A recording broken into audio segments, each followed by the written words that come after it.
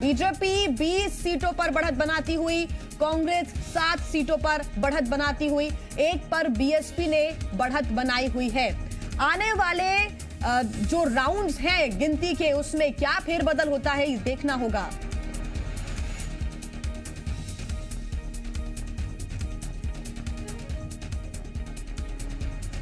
तो ग्वालियर चंबल संभाग की 16 सीटों पर जिसको लेकर लगातार फोकस्ड थे तमाम नेता, यहां से कांग्रेस 6 सीटों पर बढ़त बनाती हुई नजर आ रही है, बीएसपी 1 पर और बीजेपी 10 पर।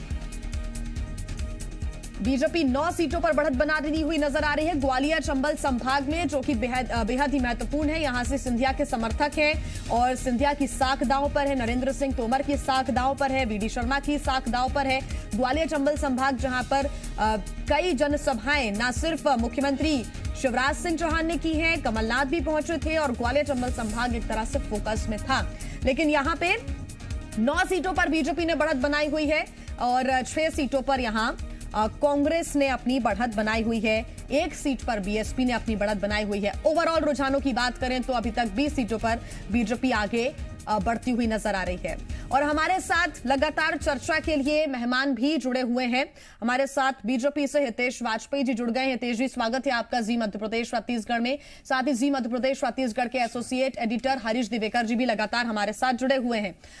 हरीश जी, पहला सवाल आपसे, फिर मैं हितेश जी का रुख करूंगी, क्योंकि लगातार हम ये देख रहे हैं और हम ग्वालियर चंबल संभाग की एक बार बात कर लेते हैं। यहां पर साख पर सिंधिया है, नरेंद्र सिंह तोमर खुद हैं। कुछ दिनों पहले नरेंद्र सिंह तोमर ये भी कहते हैं कि अभी धीरे धीरे वक्त लगेगा जब ज्योतिरादित्य सिंधिया और भी समरस हो जाएंगे पार्टी की विचारधारा के साथ और फिर पार्टी को मजबूती देंगे। क्या अभी वो मजबूती नजर आ रही है? आंकड़ों की बात करें उसके हिसाब से। बिल्कुल, आंकड़ों के हिसाब से मजबूती नजर आ रही है। हालांकि मुरैना जो जिला है वो साथ नहीं दे रहा, वहां की 5 सीटें जो हैं उसमें भाजपा को 1 ही सीट मिल रही है, दिख रही है वहां पर सुमावली, हालांकि आगे पीछे हो रही है। लेकिन अगर ग्वालियर की चंबल की बात करें शेष को छोड़ करके, तो आपको दतिया वाला बेल्ट साथ में आ रहा भाजपा के, शिवपुरी गुना ये बेल्ट साथ में आ रहा है। तो कुल मिला के ज्योतिरादित्य सिंधिया के साथ जो 22 लोग आए थे, 22 लोगों में से अगर 5 लोग या 17 जीतते हैं तो कद तो बढ़ेगा ही। साथ में नरेंद्र सिंह तोमर और वीडी शर्मा भी मुरैना से ही हैं, तो ऐसे में ग्वालियर चंबल संभाग के नेता माने जाएंगे। तो भाजपा के लिए बड़ी एक तरह से कहा है उपलब्धि है।